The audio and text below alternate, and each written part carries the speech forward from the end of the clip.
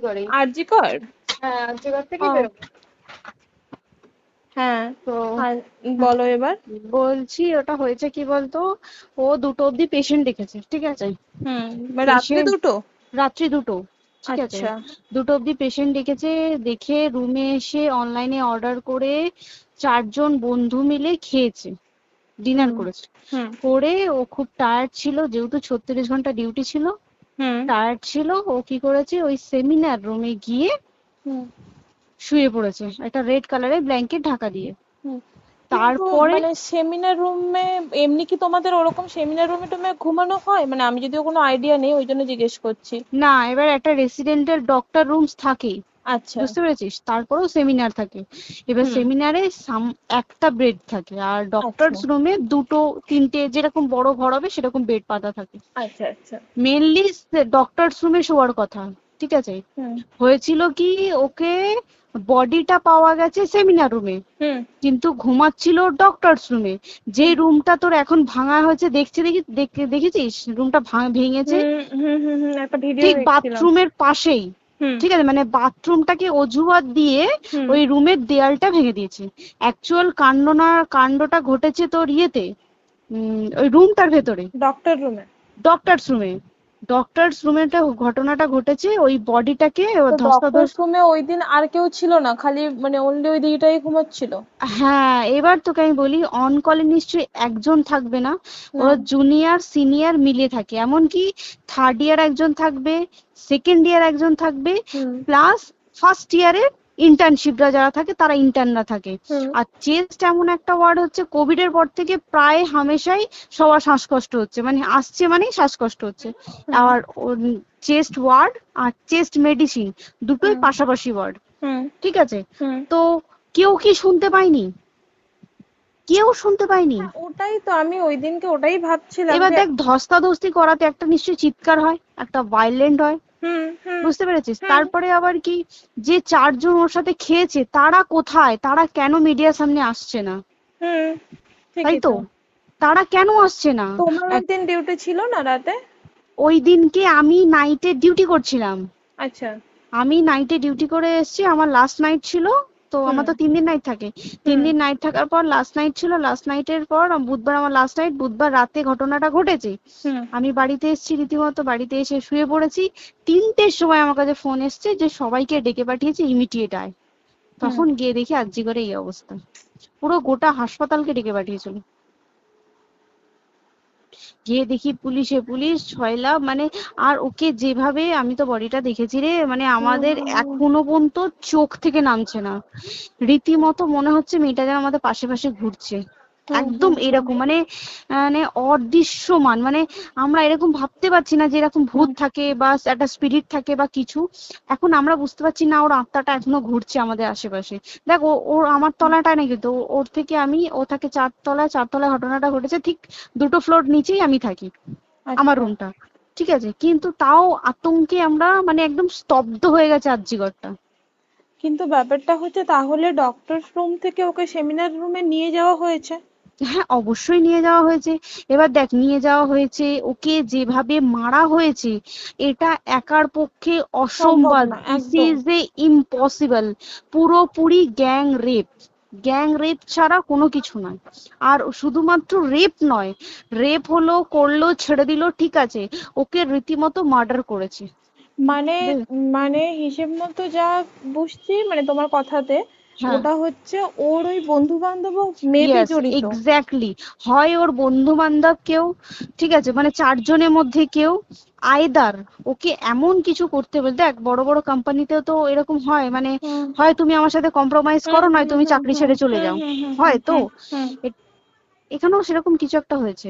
যাকে যে ক্রাইম করেছে, সেও কিন্তু নর্মাল ডক্টর নয়, কিন্তু সেও একটা ভালো পোস্টে র্যাঙ্ক করছে, বুঝতে পেরেছিস, তবেই কিন্তু পুরো ব্যাপারটাকে হসপিটাল চেপে যেতে চাইছে, পুরো ব্যাপারটাকে। তাহলে এই সিভিক যে, ও কোথা থেকে আসছে? এবার তোকে আমি বলি ওটা কোথা থেকে আসছে। আমাদের প্রিন্সিপাল চেঞ্জ হয়ে গেছে, ডেপুটি সুপার চেঞ্জ হুম হয়ে গেছে, তারপরে আমাদের ওই অ্যাসিস্ট্যান্ট সুপার চেঞ্জ, সব চেঞ্জ হয়ে গেছে। হুম তারপরে যে ওয়ার্ডের ডাক্তাররা ছিল, সিস্টাররা ছিল, ওয়ার্ড বয়রা ছিল, মাসিরা ছিল, সবাইকে ডেকে এখন হুম সাসপেন্ড করা হয়েছে। হুম তারা কোথাও যেতে পারবে না, রোজ গিয়ে কোর্টে গিয়ে দেখা করছে, আজকেও কোর্টে গেছিল সবাই। হুম তারপরে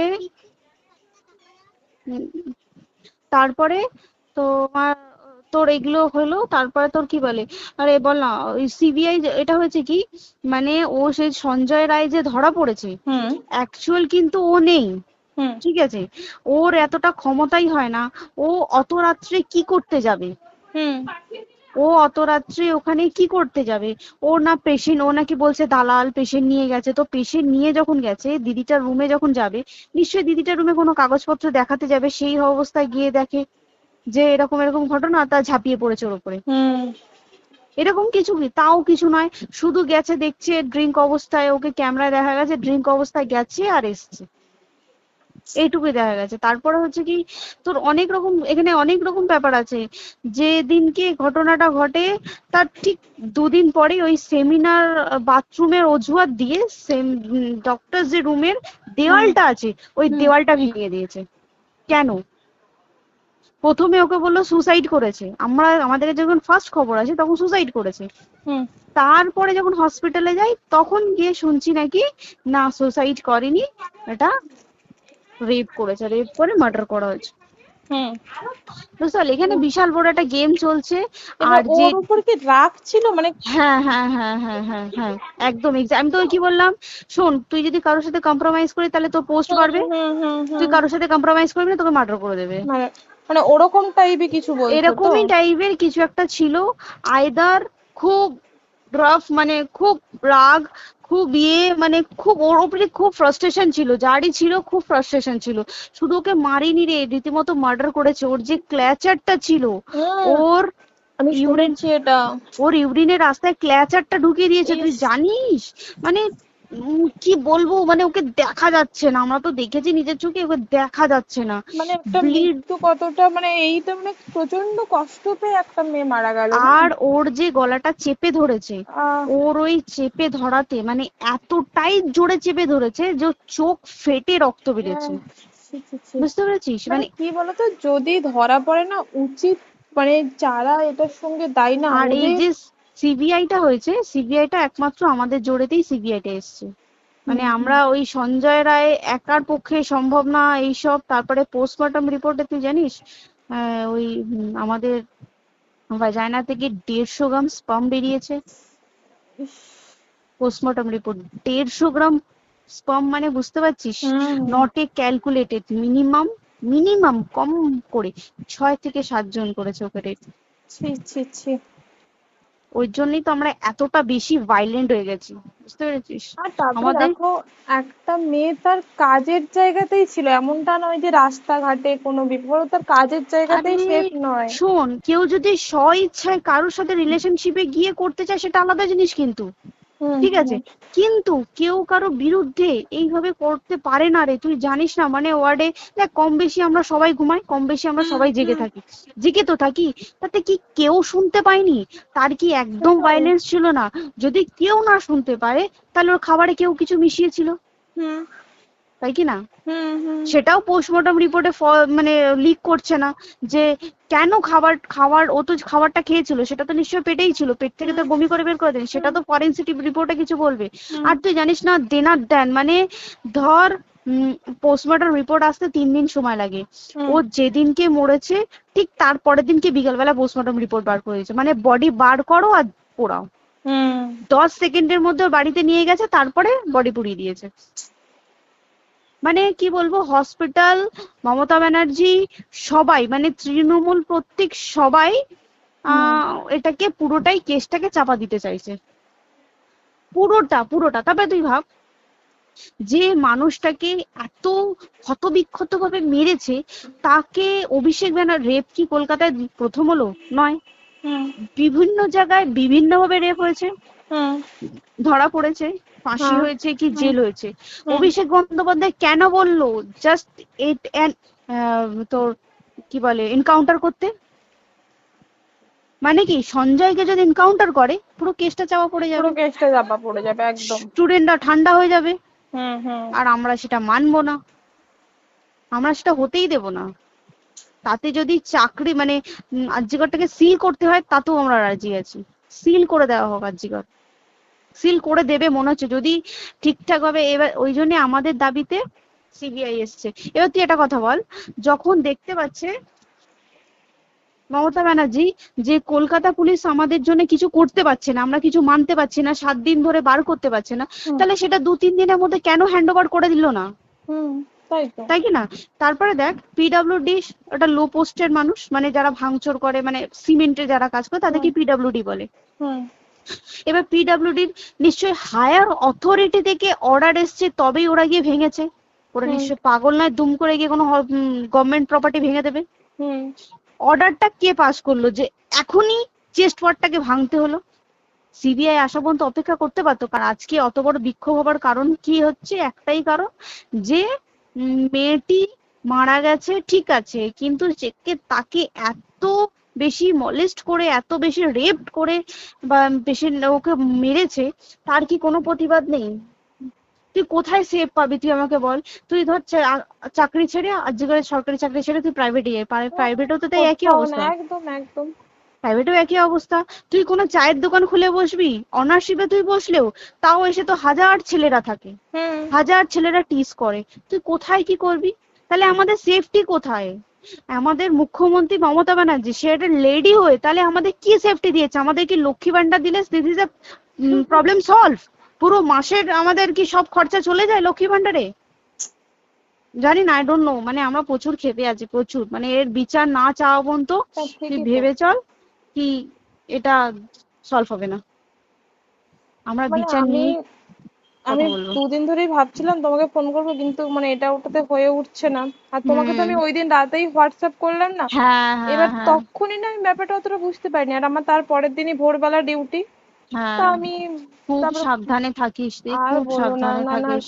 হ্যাঁ তাই তো, এখন মানে আর তোমরাও সাবধানে থাকো সবাই। কি বলবো বল, কিছু বলার নেই। দেখ আমাদের মধ্যবিত্ত মানুষরা, আমাদের চাকরি করে খেতেই হবে, সোজা কথা। একদম একদম। তাই কিনা বল? বাবা এত হুম। পুঁজি নেই যে বসে অত বসে খাবো, ঠিক আর আছে? সেই মেন্টালিটিও নেই। পুঁজি হ্যাঁ যদিও থাকে, মেন্টালিটিও নেই হ্যাঁ যে এবার বাবার তুই, পুঁজিতে খাবে। এবার একটা কথা তুই বল, চাকরিটা কোথায় গিয়ে করবো তুই একটা বল? কোন সেটাই। স্টেটে গিয়ে চাকরি করবো তুই আমাকে বল? ওই যেমন মানে এটা হয়তো আমার মা যেমন বাড়িতে থেকে 7টার মধ্যে ঢুকে যাও, দিদিকে তো ধরো অনেক রাত অব্দি 9টা, 9:30, 10টা অব্দি ল্যাবে থাকতেই হয় না। এবার তুই কি করবি কি বল, কি করবে করবি? বলো তো, এখন নেই। কিছু করার আছে? দেখ ল্যাবেও তো সব ছেলেরা আছে, ছেলে হ্যাঁ আছে মেয়ে আছে। তুই একদম। কাকে বারণ করবি, তুই কাকে বিশ্বাস করবি তুই বল? তুই ধর কলিগদের সাথে খেতে বসেছিস, ঠিক আছে, তোর টিফিনটা যদি কেউ চাইলো তুই তাকে না দিয়ে পারবি?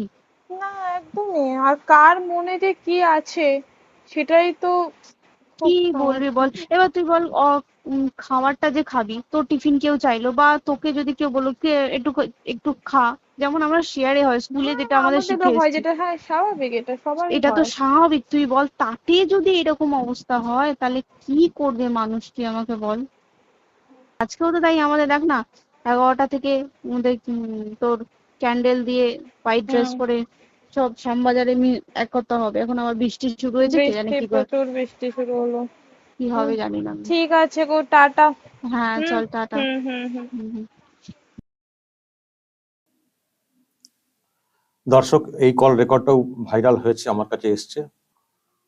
আরজি কর নিয়ে তারা যা সব তথ্য পেয়েছেন বা যা দেখছেন সেসব নিয়ে কথা হয়েছে।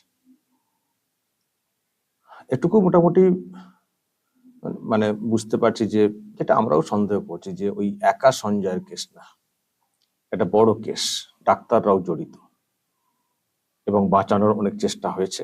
সেই জন্য তথ্য লোপাট করার যে বিষয়গুলো, ঘরটাকে ভেঙে দেওয়া ইত্যাদি করা, সেই চেষ্টা হয়েছে। আর এটাও আপনারা শুনে বুঝতে পারলেন, যারা কথা বলছিলেন তাদের মধ্যেও কিন্তু একটা বিরাট আতঙ্ক এসে গেছে। চাকরি বাকরি করা এতে নিয়ে একটা বিরাট আতঙ্ক এসে গেছে। এখন এখান থেকে বেরোনোর একটাই উপায়, যেটা আমরা বলে আসছি, যে শুনেও আপনারা বুঝছেন, আপনারা বুঝলেন ওনাদের কথার মধ্যে, মুখ্যমন্ত্রীর ভূমিকাটা সন্তোষজনক না, একে সরাতে হবে। তাই আমি প্রত্যেক ক্ষেত্রেই বলার চেষ্টা করছি, মুখ্যমন্ত্রীর পদত্যাগটা করাতেই হবে, একে পদ থেকে সরাতেই হবে, না হলে কিন্তু হবে না। কোথাও সুরক্ষিত নন মহিলারা, মেয়েরা। ডাক্তারি একটা পেশা, ওই রকম একটা পেশা বা পরিষেবা যারা দিয়ে থাকেন, তারা নিরাপত্তার অভাব বোধ করছেন। তারা বলছেন কাকে বিশ্বাস করব বল, শুনলেন না কথাতে, ল্যাবে থাকবো, কাকে বিশ্বাস করব? বন্ধু বান্ধবদের মধ্যে খাওয়া দাওয়া হবে, তার মধ্যে যে কি কে কার মনে কি আছে, কাকে বিশ্বাস করব? পুরো পচন ধরে গেছে, পুরো বিষয়টাতে পচন ধরে গেছে, নীতি নৈতিকতা তো নেই, পুরো পচন ধরে গেছে, যাচ্ছে তাই অবস্থা। মানে কর্মস্থলে কোনো সিকিউরিটি নেই, রাস্তাঘাটে কোনো সিকিউরিটি নেই, যাচ্ছে তাই অবস্থা। অনেক সব call record, voice record viral হচ্ছে, তার মধ্যে এটাও একটা। দর্শক আপনারা শুনলেন, লম্বা, যেহেতু আমি আর এখানে বেশি কিছু বলছি না, এমনিতে লম্বা ভিডিও হয়ে গেছে। যা শুনলেন, যদি কিছু বলার থাকে অবশ্যই বলবেন, কমেন্ট বক্সে নজর রাখবেন আরামবাগ টিভিতে।